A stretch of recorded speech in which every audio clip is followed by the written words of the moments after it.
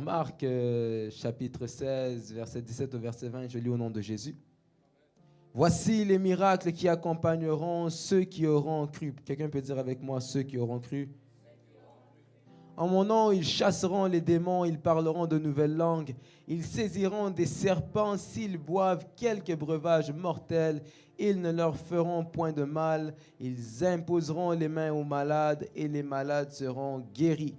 Le Seigneur, après leur avoir parlé, fut enlevé au ciel. Quelqu'un peut dire enlevé au ciel. Et il s'assit à la droite du Père. Ils s'en allèrent prêcher partout. Quelqu'un peut dire prêcher partout. Le Seigneur travaillait avec eux. Quelqu'un peut dire avec eux. Et confirmait, on peut dire confirmait la parole par les miracles qui l'accompagnaient. Psaume 23 du premier verset au verset 5. Psaume 23, 1 à 5.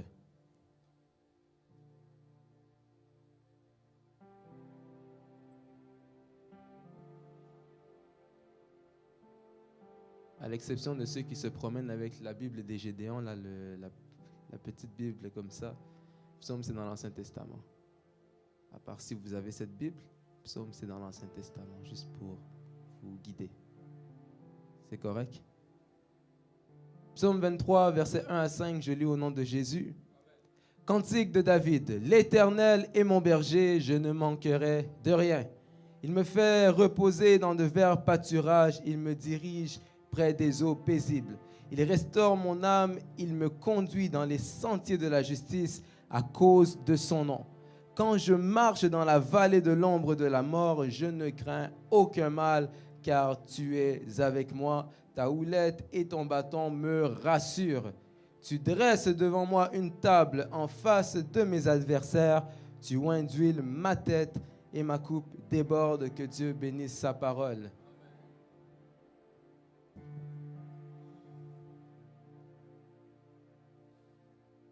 Alors notre grand thème de séminaire, c'est que la gloire prenne charge.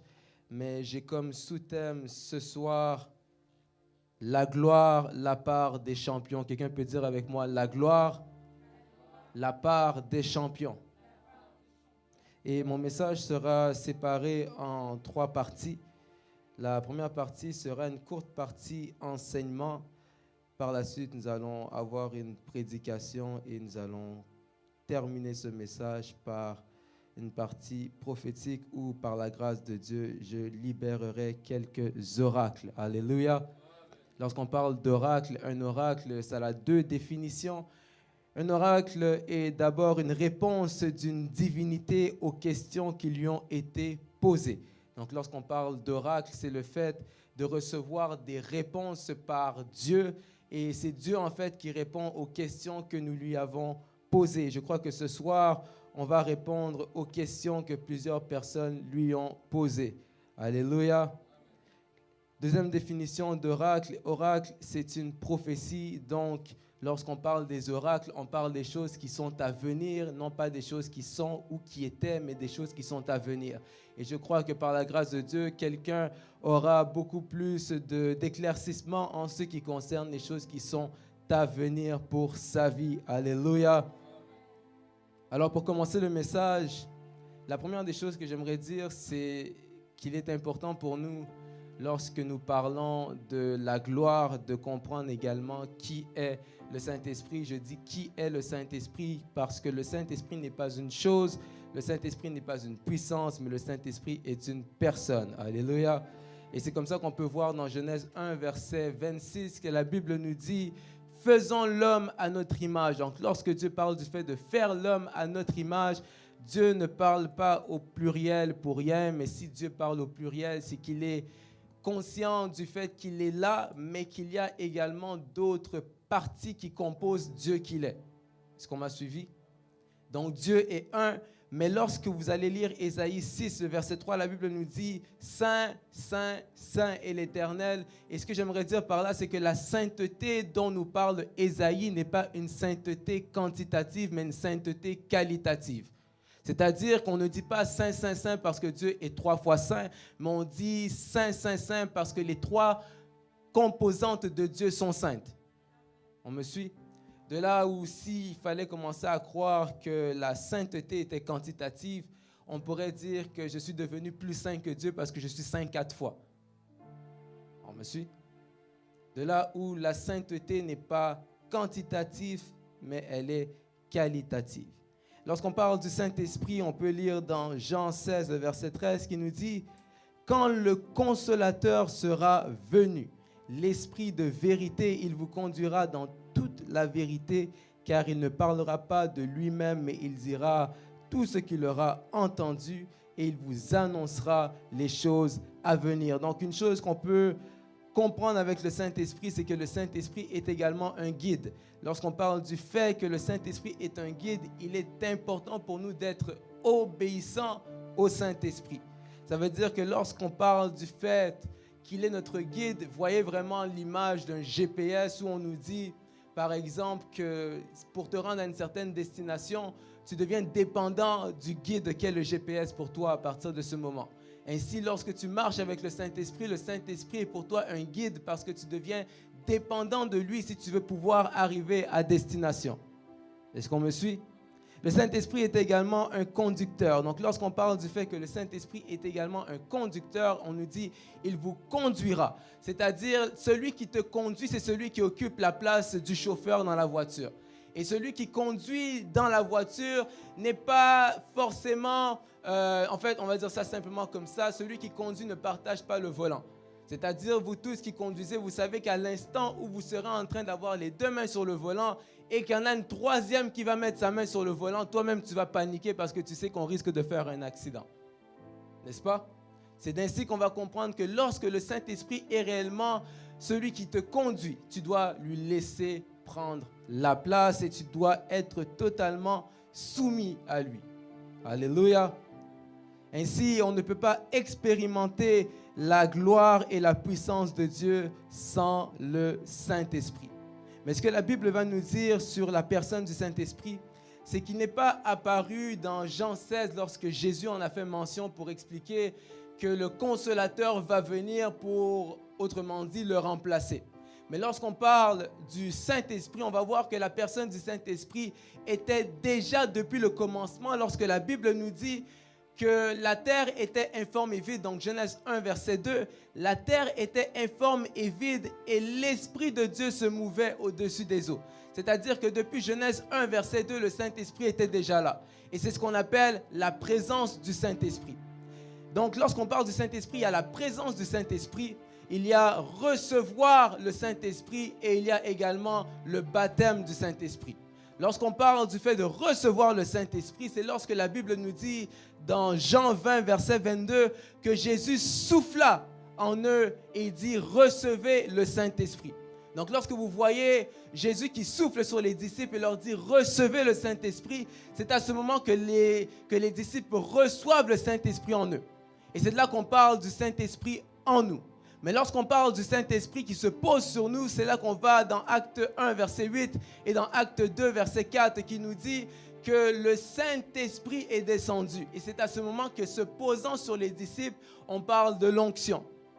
Donc il y a la présence du Saint-Esprit, il y a recevoir le Saint-Esprit et il y a le baptême du Saint-Esprit. Acte 2, verset 4 qui nous dit « Ils furent tous remplis du Saint-Esprit et se mirent à parler en d'autres langues selon que l'Esprit leur donnait de s'exprimer. » Et c'est comme ça qu'on voit la différence entre le Saint-Esprit en nous et le Saint-Esprit sur nous. Alléluia.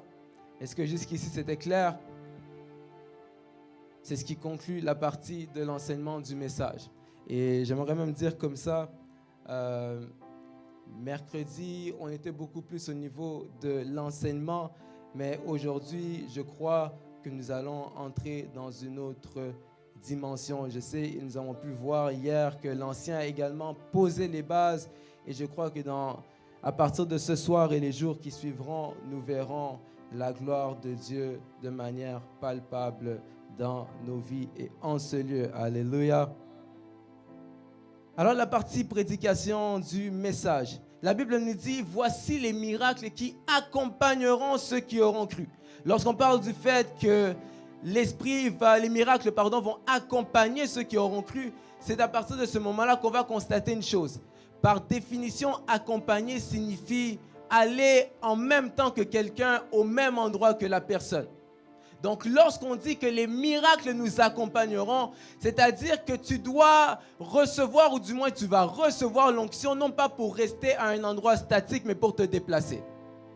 C'est-à-dire que le Saint-Esprit ne vient pas te oindre de son huile pour que tu restes là où tu es. Mais lorsque le Saint-Esprit vient se poser sur toi, c'est ce qu'on appelle l'onction pour ma mission. Quelqu'un peut dire l'onction pour ma mission.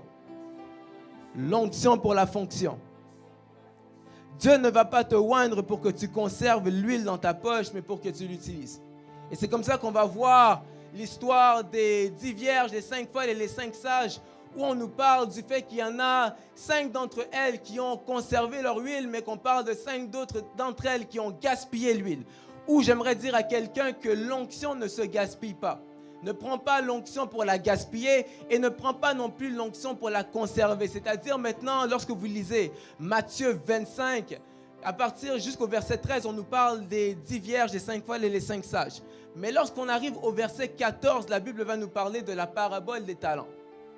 C'est-à-dire qu'en regardant maintenant la constitution de ce chapitre, on va constater une chose, c'est que la parabole des 10 vierges fait référence aux chrétiens qui attendent le retour de Christ, alors que celle des talents fait référence à ceux qui sont dans le service de Dieu. Et à partir de ce moment-là, il est important de comprendre que lorsque Dieu place son onction sur ta vie, lorsque Dieu te oint, c'est pour que tu sois témoin. Quelqu'un peut dire témoin. Témoin. Une des choses qu'on va constater avec les témoins, c'est que nous avons une certaine mission. Nous avons une mission de multiplication, une mission de transformation et une mission d'impactation. C'est-à-dire, lorsqu'on regarde Ésaïe 55, versets 10 ou 11, la Bible nous dit « Ainsi sera ma parole qui sort de ma bouche. Elle ne reviendra pas à moi sans effet, mais elle me fera ce qui est mon plaisir et accomplira ce pourquoi je l'ai envoyé. » Ce que j'aimerais dire à quelqu'un, c'est que lorsque Dieu t'a choisi, lorsque Dieu a placé son onction sur ta vie, c'est parce qu'il voulait que tu ailles faire quelque chose. Dieu n'appelle personne pour rester sur place, mais Dieu appelle chacun pour aller impacter. Dieu t'appelle pour aller transformer. Dieu t'appelle pour aller multiplier. Sinon, tu deviens comme ce serviteur qui a été qualifié d'être un serviteur inutile parce qu'il avait les talents sur lui, mais ne les a pas utilisés. La question que j'aimerais te poser ce soir, c'est est-ce que tu utilises ce que Dieu t'a donné? Qu'est-ce que tu fais de ce que Dieu t'a donné? Tu sais parler, mais tu te tais. Tu sais chanter, mais tu chantes dans la douche. Tu sais prêcher, mais tes notes restent, tes prédications restent dans tes notes. Tu as des réseaux sociaux, vous savez. Snapchat, là. Pour ceux qui ont Snapchat. Moi, je n'ai pas Snapchat. Mais ceux qui ont Snapchat, ce n'est pas seulement fait pour faire des selfies et conserver les selfies dans la story conservée. Ah, donnez-moi un amen. Snapchat, ce n'est pas seulement fait pour que tu puisses garder tes photos, tes selfies avec tes amis, tes vidéos dans tes stories conservées. Mais à un moment donné, il n'y a rien qui t'empêche d'aller et de prendre un verset, de l'afficher ce matin-là. Et les gens qui vont aller sur ta story vont voir que tu as publié quelque chose. WhatsApp, pour ceux qui ont WhatsApp. WhatsApp n'est pas seulement fait pour forward lorsqu'on t'envoie des histoires de scandale d'un serviteur de Dieu. WhatsApp n'est pas seulement fait pour faire des forward à tes frères, à tes parents lorsque tu vois qu'il y a des bombes nucléaires qui sont apparemment sur le point d'être lancées. WhatsApp, c'est pas seulement fait pour faire des forward et des appels téléphoniques de 14 heures avec des gens qui sont dans les pays étrangers. Mais sur WhatsApp, tu peux également commencer à parler de Dieu et impacter également de la même manière que tu parlais avec les gens qui sont à distance. Impacte aussi les gens qui sont à distance. Et c'est comme ça qu'on va voir qu'il y a plusieurs plateformes qui ont été mises en place pour nous. Maintenant, peut-être qu'on peut dire que non, c'est le diable qui a instauré tel truc, c'est le diable qui a commencé telle chose. Mais ce n'est pas parce que c'est lui qui l'a peut-être mis en place qu'on ne peut pas l'utiliser pour le service de Dieu. Parce que si je vous pose la question, qui a inventé les tablettes? C'était un pasteur? Qui a inventé les téléphones? C'était un prophète? Qui a inventé la batterie? Un apôtre? Mais toutes ces choses, on les utilise, on fait quoi avec? Pour la gloire de Dieu. C'est-à-dire qu'il y a certaines choses qui seront mises à ta disposition. Peut-être qu'elles n'ont pas été créées pour effectuer ce travail-là en premier, mais ce n'est pas parce qu'elle n'a pas été créée pour effectuer ce travail en premier qu'étant donné qu'elle est mise à ta disposition, tu ne peux pas en bénéficier pour faire bénéficier le royaume de Dieu. Quelqu'un peut dire avec moi, impacter, transformer, multiplier. Impacter, transformer, multiplier. C'est comme ça qu'on va voir que Dieu est un investisseur. La Bible nous dit que lorsque Dieu a créé l'homme, et c'est assez particulier de voir ça comme ça, Dieu crée l'homme à son image et le place dans le jardin. Et lorsque Jésus va venir, Jésus va quitter la terre après avoir laissé 11 personnes semblables à lui. C'est-à-dire que Dieu va créer une personne à sa ressemblance qu'il va laisser sur terre et Jésus va laisser 11 personnes à sa ressemblance avant de quitter la terre. Ce que j'essaye de dire, c'est qu'avant de quitter la terre, assure-toi d'avoir laissé des personnes qui seront à ton image, mais parce qu'ils ont été à ton image, ils seront à l'image de Jésus. Et parce qu'ils sont à l'image de Jésus, ils pourront continuer la mission de Jésus, cette mission qui nous a été laissée à partir des apôtres, mais qui, génération après génération, ont continué quand même à transmettre ce que Jésus leur avait laissé à ceux qui sont restés, pour que ceux qui sont restés puissent les transmettre à ceux qui sont restés, pour que toi et moi, nous puissions être ici à l'heure actuelle. Qu'est-ce que tu fais de ce que Dieu t'a donné? Et c'est même comme ça qu'on va voir l'histoire d'un dénommé le fou de Gadara. Quelqu'un peut dire le fou de Gadara. Le fou de Gadara. Cet homme a rencontré Jésus dans des conditions un peu particulières. Et lorsqu'il a rencontré Jésus, on l'appelle bien, on dit qu'il était fou. Mais après avoir rencontré Jésus, il a été délivré, il a été libéré. Et là, il y a une partie qui m'intrigue. C'est le fait que la Bible nous dit que les gens de Gadara, donc les Gadaréens,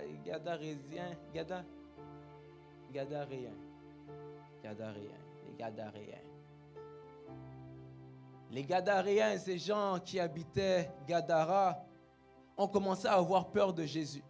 Alors ils ont demandé, ou du moins ils ont chassé Jésus de la ville. Et lorsqu'ils ont chassé Jésus de la ville, le fou en question qui venait d'être délivré a demandé à Jésus, est-ce que je peux te suivre? Et Jésus lui a dit, reste ici. Et Jésus est parti. Et ce qu'on comprend, c'est qu'après avoir eu sa délivrance, cet homme voulait suivre Jésus.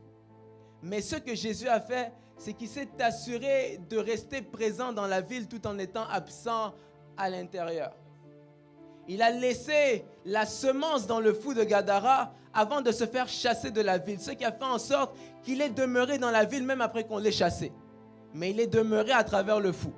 C'est-à-dire aujourd'hui, nous sommes tous ici et Jésus peut être dans ton école, Jésus peut être dans ton lieu de travail, Jésus peut être dans ta famille, non pas parce qu'il est forcément là physiquement, mais parce qu'à travers toi, il est présent. Ah, tu as manqué l'opportunité de donner un amen.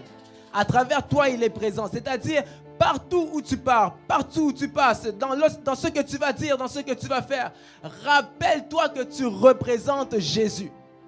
Parce que lorsque les hommes ne seront pas en mesure de voir Jésus, ils seront en mesure de te voir toi et en te voyant toi, ils verront Jésus. En t'entendant toi, ils entendront Jésus. Mais la question c'est encore une fois, qu'est-ce que tu fais de ce que Dieu t'a laissé? Des fois, ça me révolte de voir que nous sommes là, se disant serviteurs de Dieu à l'église, nous sommes des bonnes personnes. On sort à l'extérieur et puis la personne qu'on a vue à l'église n'a rien à voir avec la personne qu'on voit à l'extérieur. C'est un peu comme ça aussi lorsqu'on voit qu'il y a certains scandales qui se font, il y a certains hommes de Dieu par exemple qui vont tomber et puis là les vidéos commencent à circuler sur WhatsApp. Et là tu fais forward. Tu vois la vidéo. Et lui, non, pas lui. Comment c'est possible? Allez, forward. Et quand tu forward les scandales que tu vois, je suis persuadé que tu forward à beaucoup plus de personnes les scandales que tu vois que les liens du culte. Les scandales, tu peux les voir, tu vas forward à 15 personnes. Le lieu du culte, même le publier sur ta statue, pas capable. Même l'envoyer à une seule personne, pas capable. Mais lorsque ça vient à propager les scandales, lorsque ça vient à tout ce qui contribue à détruire le royaume de Dieu, tu es là et tu partages, tu contribues, tu partages, tu contribues, tu partages. Mais à un moment donné, on doit se rappeler de qui est-ce que nous sommes réellement. Et se rappeler qu'à partir de l'identité que nous avons, notre travail premier n'est pas de forward lorsqu'il y a un scandale, mais c'est d'intercéder pour celui qui est tombé. C'est bien de forward, mais après, qu'est-ce que tu fais après avoir terminé de forward? Tu es là, l'ancien l'a dit hier, tu dors, tu vois une vision que non, le pasteur va mourir, non, le pasteur est tombé. Et tu te réveilles, au lieu d'intercéder, tu vas aller voir les gens, et j'ai reçu un message. Alors que Dieu t'a réveillé à 3 heures du matin pour que tu intercèdes pour la personne en question. Qu'est-ce que tu as fait? Tu t'es connecté sur Instagram. Allez, scroll, scroll, scroll. Tu t'es connecté sur Netflix. Et Netflix, on est capable de passer des heures sur Netflix. Mais lorsque ça vient à adorer pendant 5 minutes, c'est compliqué. Les amis, il n'y a pas Netflix social.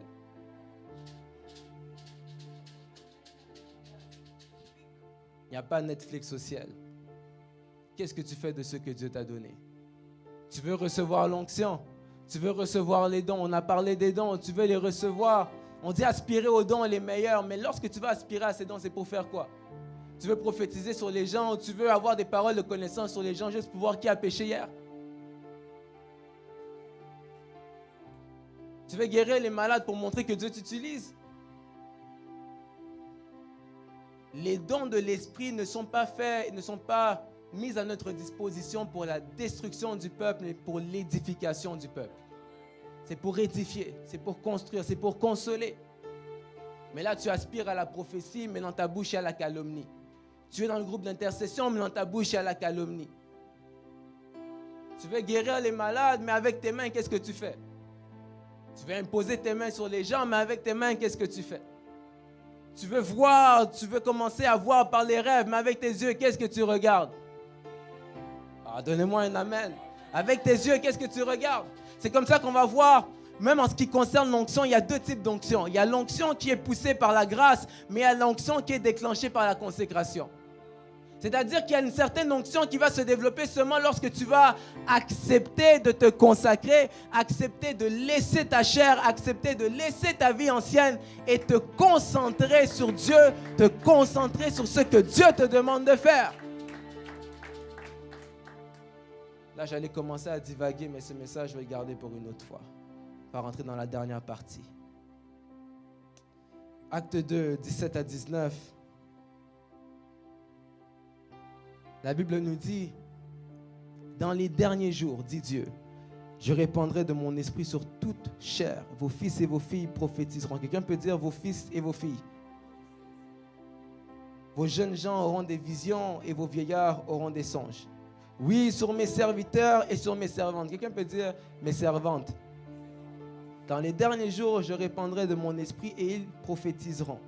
Je ferai paraître des prodiges en haut dans le ciel et des miracles en bas sur la terre, du sang, du feu et une vapeur de fumée. Amen.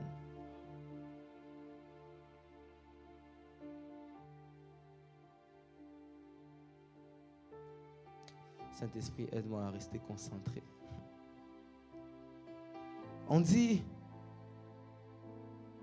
vos fils et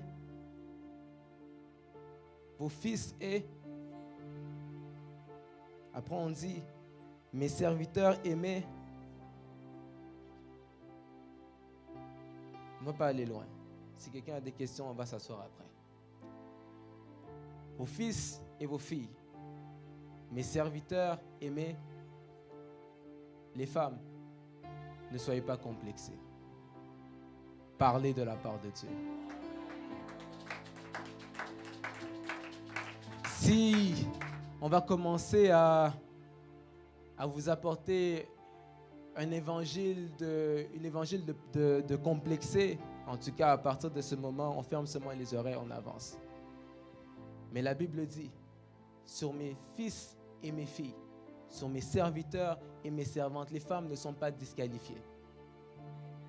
Les femmes ne sont pas exclues. contrairement à ce que les gens peuvent souvent penser, les femmes ne sont pas exclues.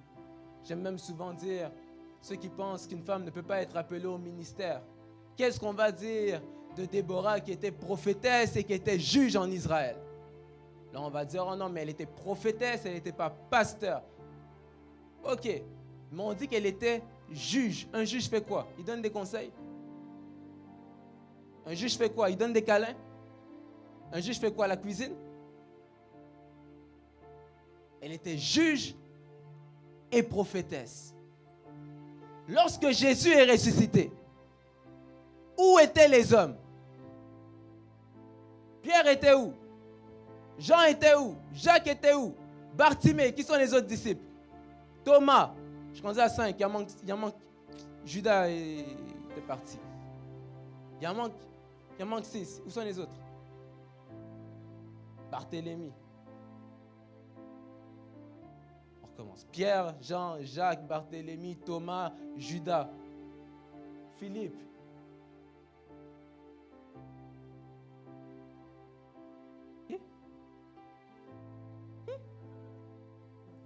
André. Qui d'autre? On est rendu à 8.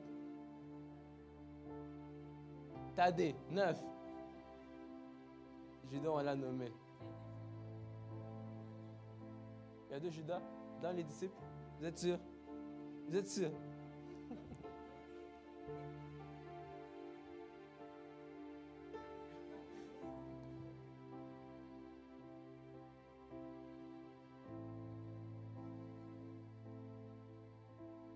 Ancien.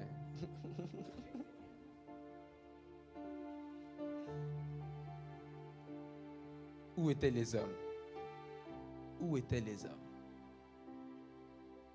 À ma connaissance, lorsque je lis la Bible, que ce soit dans Matthieu, que ce soit dans Marc, dans Matthieu 28, 1, 2, on me dit qu'au premier jour de la semaine, au lever du soleil, il y a eu un tremblement de terre. Et puis, bizarrement, les premiers noms qui apparaissent, ce sont des noms qui ressemblent à Marie. Ce n'est pas Pierre, ce n'est pas Jean, ce n'est pas Jacques. On dit Marie. Et lorsque les femmes terminent de parler avec l'homme qu'elles ont appelé jardinier, qu'est-ce qu'il dit? Va dire à mes frères que je suis ressuscité. Alors, je vous pose la question. Qui sont les premières personnes? Non. De quel sexe étaient les premières personnes qui ont prêché la résurrection de Jésus? C'était des femmes. Venez encore me dire que la femme ne peut pas prêcher. On va retourner dans la Bible.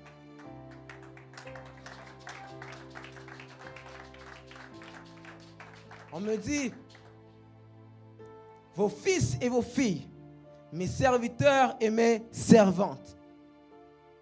Et ce que j'aime ici, c'est que lorsqu'on regarde ce verset de Joël 2, 28 que l'apôtre Pierre a repris, on est en train de nous dire, vos fils et vos filles prophétiseront.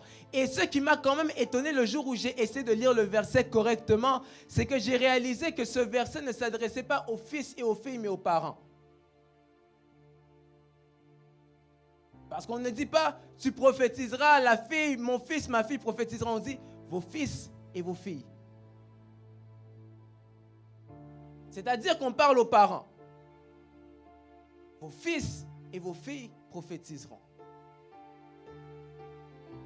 Et j'aime beaucoup un verset dans Psaume 127, verset 4, qui nous dit qu'on est comme des flèches dans un carquois, des flèches dans les mains d'un guerrier. Et ce que je comprends par là, c'est ceci. C'est que lorsque tu te trouves comme étant une flèche, on dit ainsi sont les fils de la jeunesse. C'est-à-dire, lorsque tu acceptes de devenir une flèche, la flèche va toujours plus loin que celui qui l'a lancée. Première des choses. La deuxième des choses, c'est que la flèche va aller toucher la cible que celui qui l'a lancée voulait viser. C'est-à-dire que lorsque tu acceptes d'être une flèche, la cible que tu vas toucher, ce n'est pas celle que tu as décidée. C'est celle que celui qui t'a lancé voulait cibler. C'est-à-dire que lorsque tu acceptes de devenir fils ou fille et que tu te places dans la main d'un père, que tu te places dans la main du père et qu'il décide de te lancer, tu ne frapperas pas la cible que tu veux toucher, mais tu frapperas la cible qu'il essayait d'atteindre. Ainsi, ce que j'aimerais dire à quelqu'un, c'est accepte de devenir fils et au moment où tu vas accepter de devenir fils ou fille, place-toi dans la main de Dieu et tu verras que Dieu va commencer à t'envoyer et tu toucheras constamment la cible. Dieu va commencer à t'envoyer et tu ne rateras jamais, jamais, jamais la cible. accepte d'être dans la main du Père. Et c'est là qu'on va entrer dans le message. Le psaume 23 que nous avons lu. Une chose qu'il faut réaliser à propos de l'onction, tout ça c'était l'introduction, là on rentre dans le message.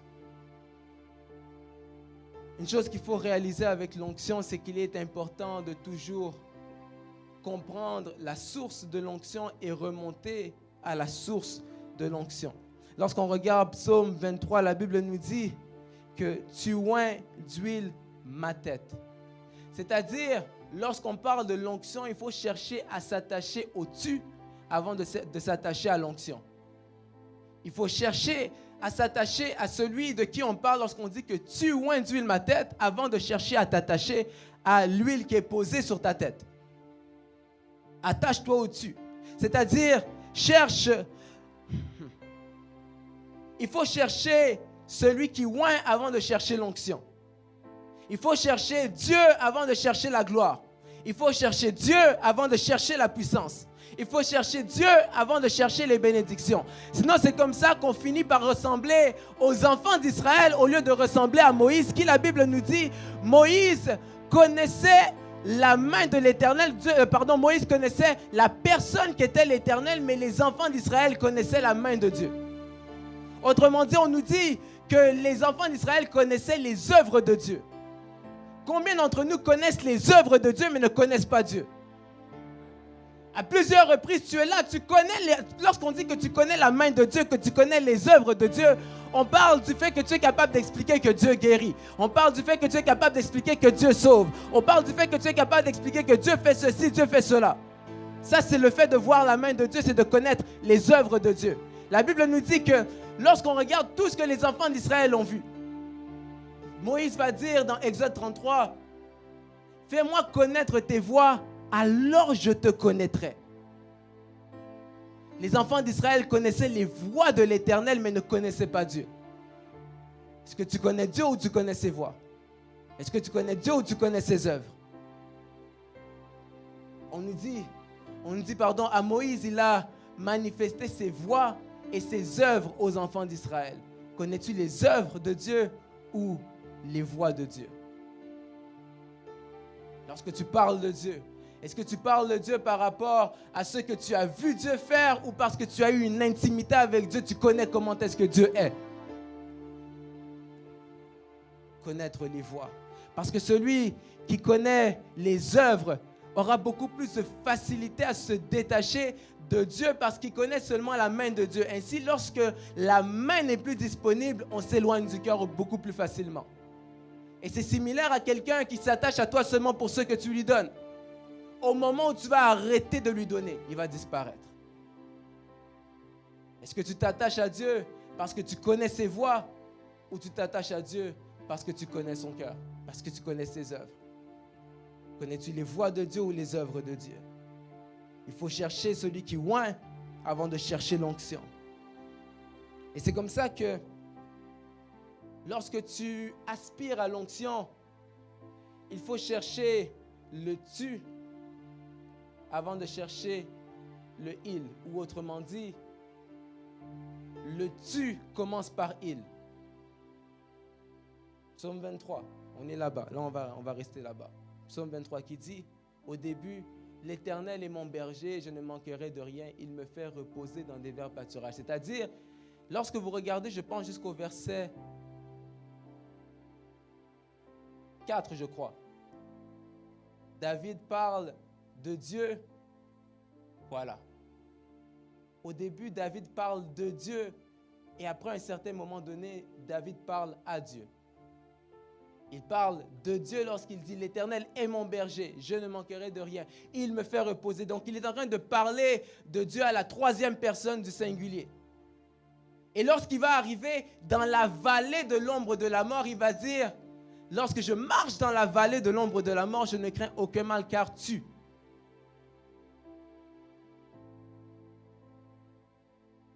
Et c'est comme ça qu'on va réaliser que parfois Dieu peut permettre à ce que tu traverses la vallée de l'ombre de la mort pour que tu cherches à te rapprocher de lui. Dieu va permettre à ce que tu traverses la vallée de l'ombre de la mort pour que le il que tu donnais, que tu prononçais auparavant devienne un tu. Dieu va permettre à ce que tu puisses passer par la vallée pour te rapprocher de lui. J'aimerais dire à quelqu'un, il est temps que tu ne racontes plus, mais que tu commences à vivre. Et c'est comme ça que des fois, ce qui est particulier, c'est que des fois, on est là comme ça, on se trouve dans la vallée, et puis pendant qu'on est dans la vallée, on commence un peu à paniquer, on dit, Seigneur, tu es où? Pourquoi est-ce que je traverse toutes ces difficultés? Est-ce que pourquoi ceci, cela? Et on dit, je ne crains aucun mal, car tu es avec moi. J'aimerais dire à quelqu'un que pendant que tu te poses des questions pour savoir, Seigneur, pourquoi est-ce que tu permets à ce que je passe dans cette situation? Où est-ce que tu es pendant que je passe pendant ces difficultés? Il te dit, je suis avec toi. Lorsque c'est difficile, lorsque tu es dans la vallée, vous savez, il dit, je ne crains aucun mal car tu es avec moi. Ça veut dire que ce qui fait en sorte que la vallée de l'ombre de la mort ne fait pas peur, ce n'est pas seulement parce que ce n'est pas la vallée de la mort, mais c'est également parce que celui qui est avec toi t'empêche d'avoir peur. David va dire, je lève mes yeux vers les montagnes, d'où me viendra le secours? Et il va répondre lui-même à la question qu'il vient de poser en disant, le secours me vient de l'Éternel. J'aimerais dire à une autre personne, pendant que tu vois la montagne qui se lève dans ta vie, arrête de fixer la montagne, mais rappelle-toi que tu marches avec celui qui a fait la montagne. Et pendant que tu regardes la montagne, réalise que celui qui a fait la montagne est au-dessus de la montagne. Tant et aussi longtemps que tu regarderas la montagne comme étant face à toi, tu ne réaliseras pas qu'il y a quelqu'un au-dessus. Mais il est temps pour toi de réaliser qu'il y a quelqu'un au-dessus, de lever tes yeux de la montagne et de te concentrer sur celui qui se trouve par-dessus. Parce qu'en t'attachant à celui qui est au-dessus et en gardant les regards fixés sur celui qui est au-dessus, tu seras en mesure de vaincre ta montagne. Je ne sais pas à qui je parle, mais j'aimerais dire à quelqu'un qu'au-dessus de ton problème, il y a Dieu. On nous dit, tu dresses devant moi une table. Tu dresses devant moi une table. Ah, quelqu'un peut dire avec moi, j'aime la Bible. J'aime la Bible.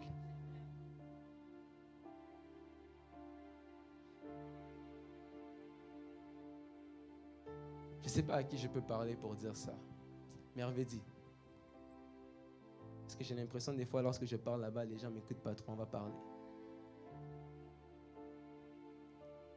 Je suis prêt à supposer quelque chose. La Bible dit, tu dresses devant moi une table en face de mes adversaires. Ça veut dire qu'il y a un type d'huile qui coule seulement lorsque tu fais face à l'adversité.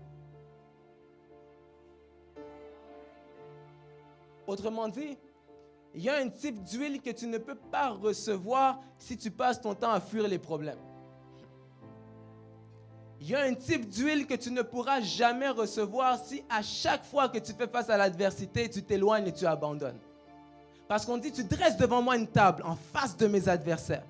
Et après ça, on vient nous dire, tu oins d'huile ma tête. Ah, on s'y est allé trop vite, on va reculer un peu encore. Il dit, la table en face de mes adversaires. Ce que j'aime, c'est que c'est comme en train de nous dire que les adversaires apparaissent toujours avant la table.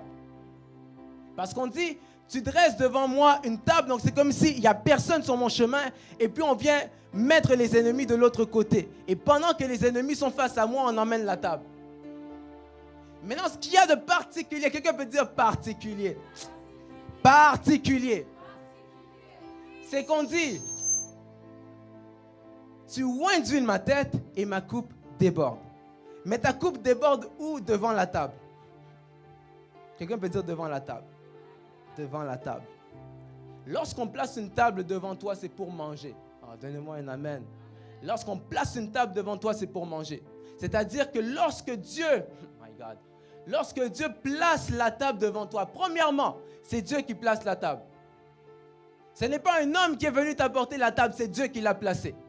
Et quand Dieu te place la table devant toi, c'est comme s'il te dit, passe à table. Dieu te dit, mange. Mais là, tu regardes, tu te dis, Seigneur, que je mange quoi?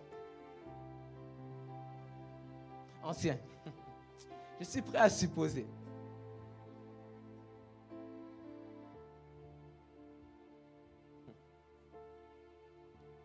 Que les adversaires, ce sont le repas de ceux qui ont l'huile sur leur tête.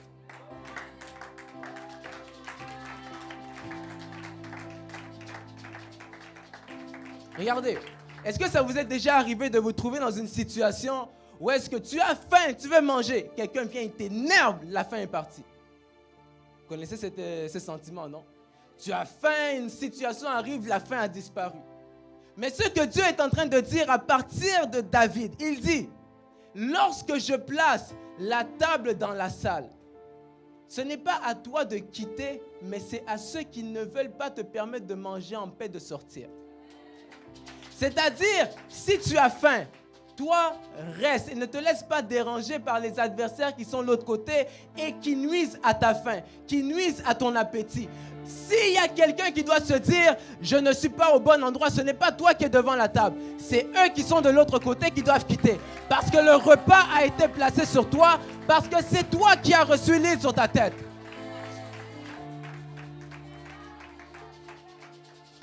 Ah, je ne sais pas à qui je parle ce soir, mais je suis venu dire à quelqu'un que l'adversaire est là parce que Dieu, pour t'élever, a besoin de l'adversité. En fait, c'est comme pour démontrer que l'adversité, c'est ton marchepied. Parce qu'on nous parle du fait que l'adversaire va se trouver de l'autre côté de la table. Mais en fait, ce qu'on va constater, c'est qu'à chaque fois que Dieu veut t'élever, Dieu va placer devant toi l'adversité. À chaque fois que Dieu veut t'emmener dans une autre dimension, dans une nouvelle saison, il va emmener devant toi des problèmes et des gens problématiques.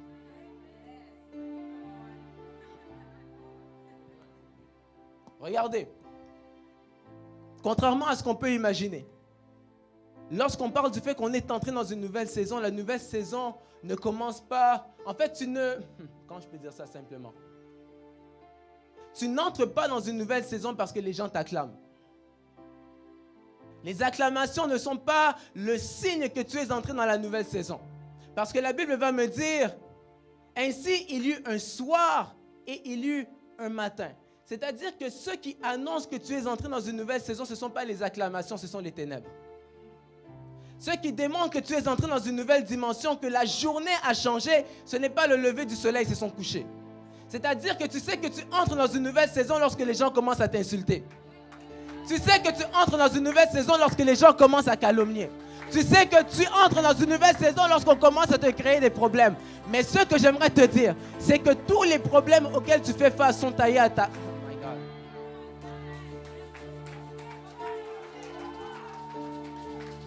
La Bible va nous dire ceci, lorsque ça vient à l'histoire de David, parce qu'on parle de l'onction. Lorsque ça vient à l'histoire de David. David on est tous d'accord pour se dire que David sera élevé à partir du moment où il aura vaincu Goliath, n'est-ce pas? Vous avez constaté une chose, c'est que Goliath n'était pas là le jour où l'onction s'est posée sur sa tête. Le jour où l'onction s'est posée sur la tête de David, ceux qui étaient là, c'étaient les frères de David. Et bizarrement, lorsque David s'est retrouvé, donc son père l'envoie aller apporter la nourriture à ses frères. Et lorsque David se trouve dans le lieu de son élévation, les personnes qui vont le mépriser, ce sont ceux qui ont vu l'onction se poser sur lui. Autrement dit, l'onction n'apporte pas le respect. Tu peux avoir l'onction, mais les gens ne te respectent pas. Tu peux avoir l'onction, mais les gens ne te considèrent pas. Ce qui va faire en sorte que tu seras respecté et considéré, ce n'est pas l'onction, c'est la tête de David dans ta main. La tête de Goliath, merci ancien, la tête de Goliath. Pourquoi? Parce que, on va expliquer, on va mettre un peu le terrain sur place. Ah, Saint-Esprit, aide-moi. Ok. Lorsque Goliath commence à menacer le peuple d'Israël, c'est un temps de crise. C'est-à-dire, on dit que pendant 40 jours et 40 nuits, le gars se lève et puis insulte constamment le peuple, insulte le peuple, insulte le peuple. Et il va lancer un défi au peuple en question et leur dire que si vous m'emmenez une personne qui réussit à me vaincre, on va devenir vos esclaves. Mais si j'ai le dessus sur cette personne, vous allez être nos esclaves. Et le peuple a peur. Et je veux dire, c'est normal que le peuple a peur. Parce que Goliath n'est pas taillé sur mesure pour eux. Même Saül, qui est le roi, ne peut pas aller vers Goliath.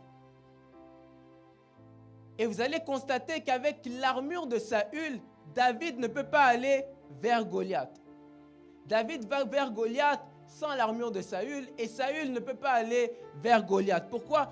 Parce que Goliath n'est pas taillé sur mesure pour le roi.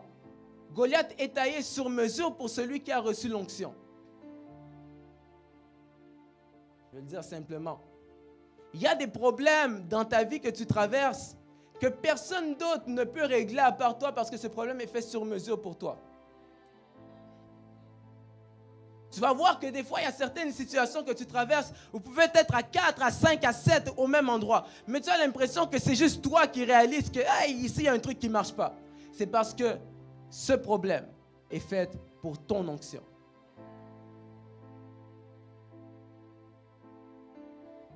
Quelqu'un peut dire l'adversité.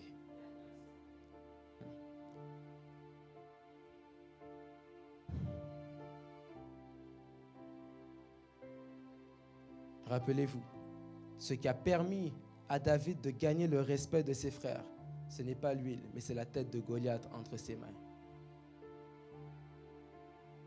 Ce que ça veut dire, c'est que si tu es oint, va décapiter un géant. Si ça c'était trop poussé comme phrase, Dieu ne te oint pas pour tuer ce que les autres peuvent tuer.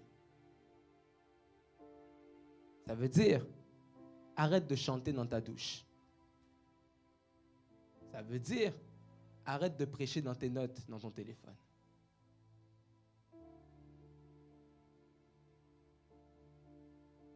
Que Dieu te bénisse. Ça veut dire, sors. Tu as reçu l'onction. L'onction n'est pas faite pour que tu demeures là où tu es. L'onction est faite pour que tu ailles. Parce qu'on dit, voici les miracles qui accompagneront.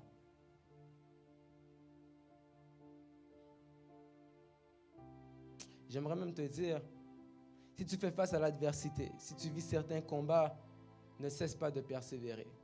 Parce que rappelle-toi que l'huile ne sera pas posée sur ta tête sans les combats.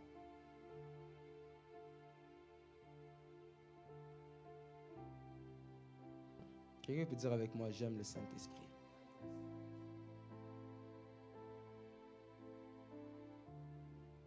Je regarde tout ce que j'ai à dire ici, je me dis non, je ne crois pas que c'est pour aujourd'hui. Mais je veux dire ceci quand même. Ne te concentre pas sur les gens, ne te concentre pas sur ton image. Ne te concentre pas non plus sur ce que les gens vont dire, mais toi, concentre-toi sur Dieu et concentre-toi sur ta mission. Lorsqu'on parle des apôtres dans la chambre haute, on parle de 120 personnes qui sont entrées dans la chambre haute en laissant tout ce qui pouvait les déranger, les distraire à l'extérieur. Parfois, le problème, c'est qu'on se concentre trop sur le temps, on se concentre trop sur ce qui peut déranger, sur ce qui peut te distraire. Mais ce que j'aimerais te dire, c'est que si tu te concentres sur ce que tu n'as pas, tu vas négliger ce que tu as. Des fois, on a tendance à accorder beaucoup d'importance à ce qu'on veut, ce qu'on désire, ce qu'on espère. Et on commence à négliger à partir de ce moment-là ce qu'on possède. Si tu mets trop d'accent sur ce que tu n'as pas, tu vas perdre et négliger ce que tu as. Et c'est ça le plus grand problème auquel les prophètes font face aujourd'hui. C'est que c'est comme si...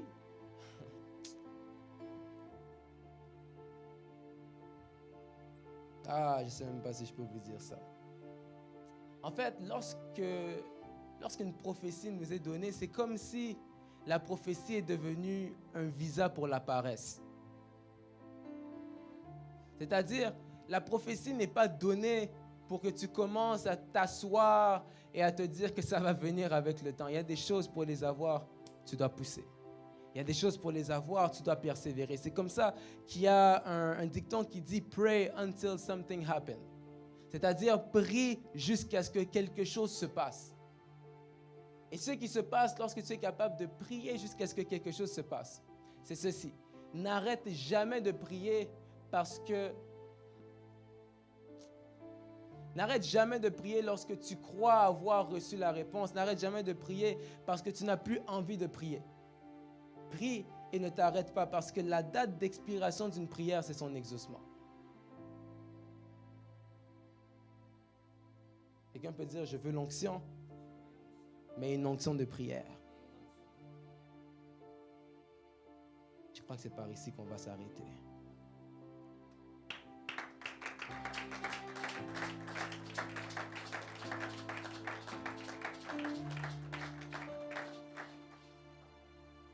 Oh, je crois que vous n'avez pas compris ce que j'ai dit. On va terminer ici, on va s'arrêter. Vous savez, donc là on va chuter. Lorsqu'on parle de l'onction, lorsqu'on parle de Jésus, lorsqu'on parle de Moïse, on parle d'Élie, on parle de tous ceux qui ont opéré dans la puissance et tout, vous allez constater une chose, c'est qu'un jour Jésus se retrouve à ce qu'on appelle la montagne de transfiguration. Et lorsqu'il arrive sur la montagne de transfiguration, dans Matthieu 17, il part avec Pierre, Jean et Jacques.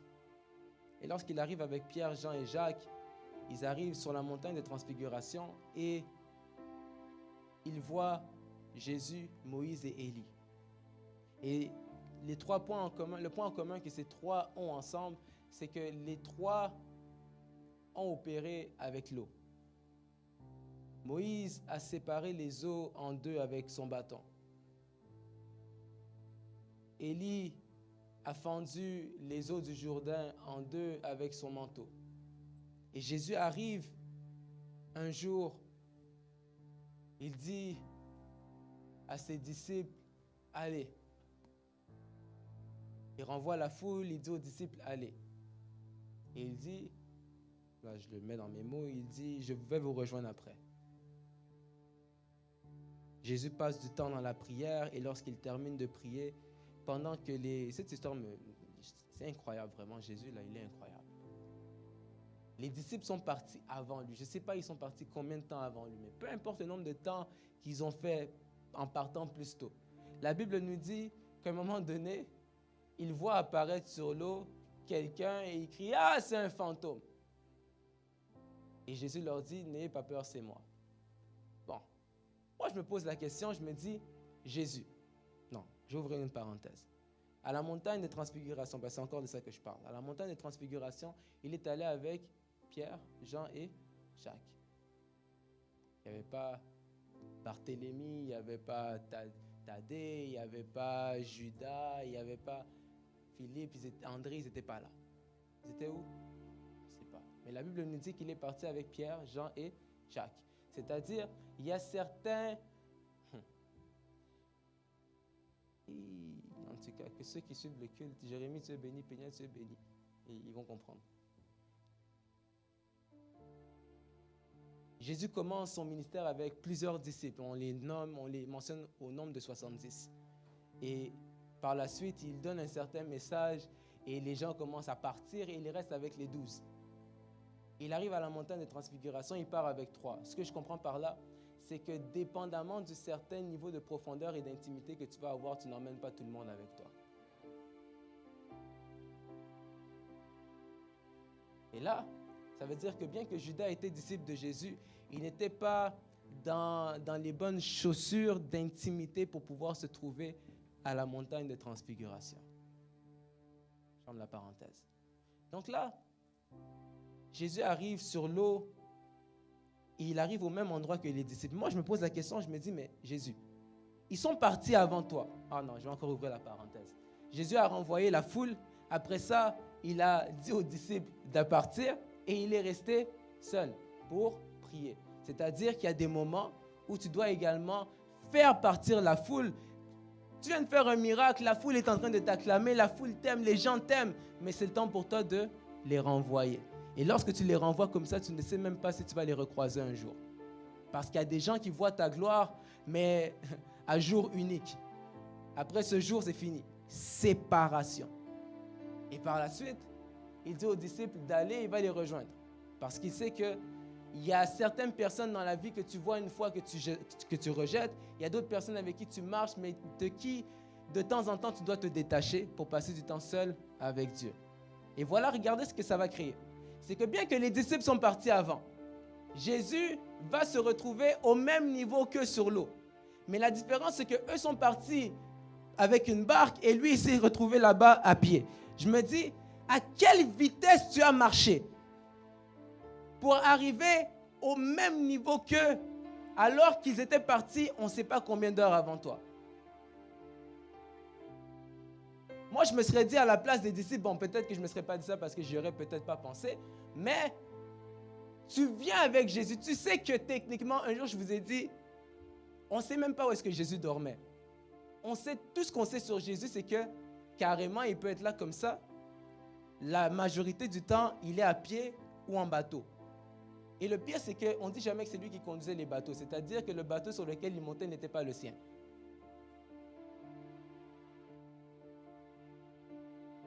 Et un jour même, à un point où est-ce qu'il est là comme ça, il dit, allez me chercher, il y a un anon là-bas là, qui est attaché comme ça. Vous l'emmenez, si on vous demande, qu'est-ce que vous faites? Vous dites, le maître en a besoin. C'est comme ça que Jésus se déplaçait. C'est-à-dire, toi qui attends d'avoir une voiture pour pouvoir commencer à servir Dieu, rappelle-toi que Jésus était piéton.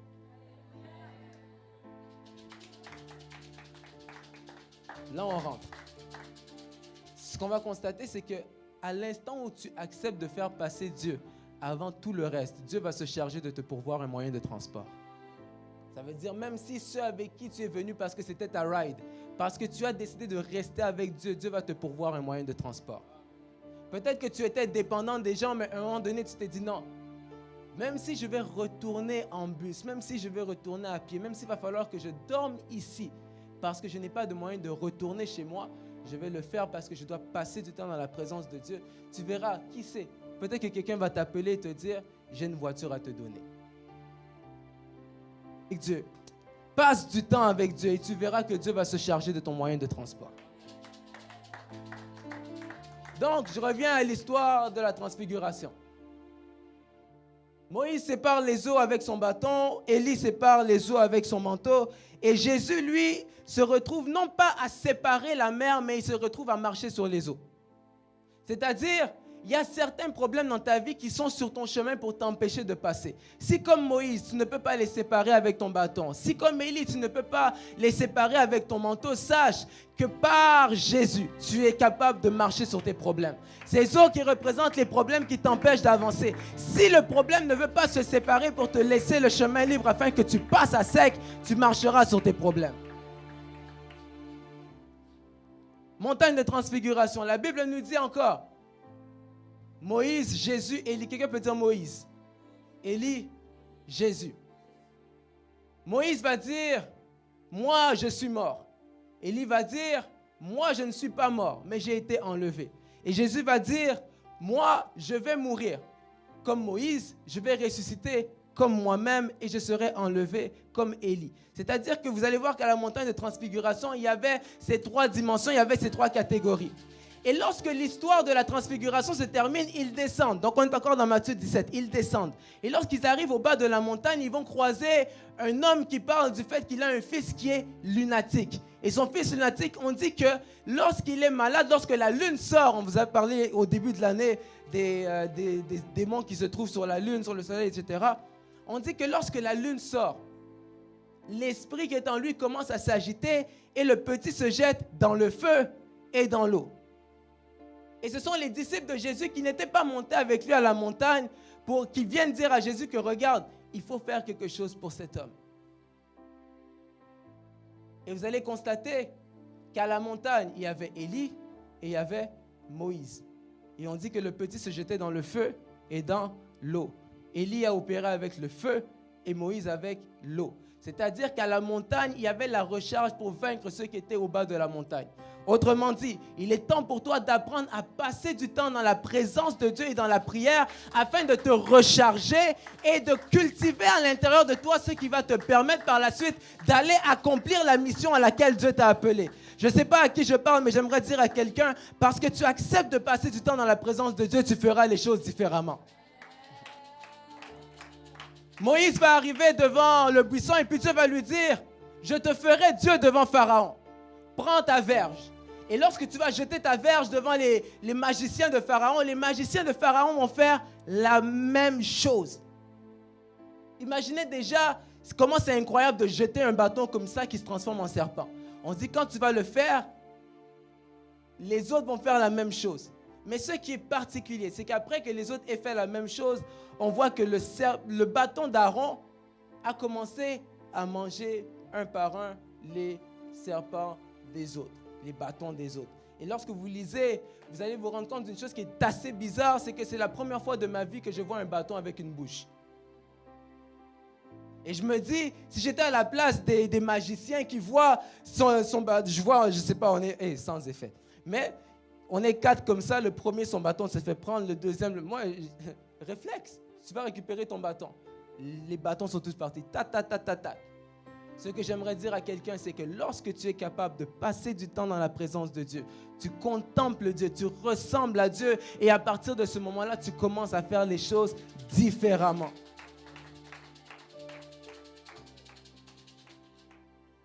On va terminer ici.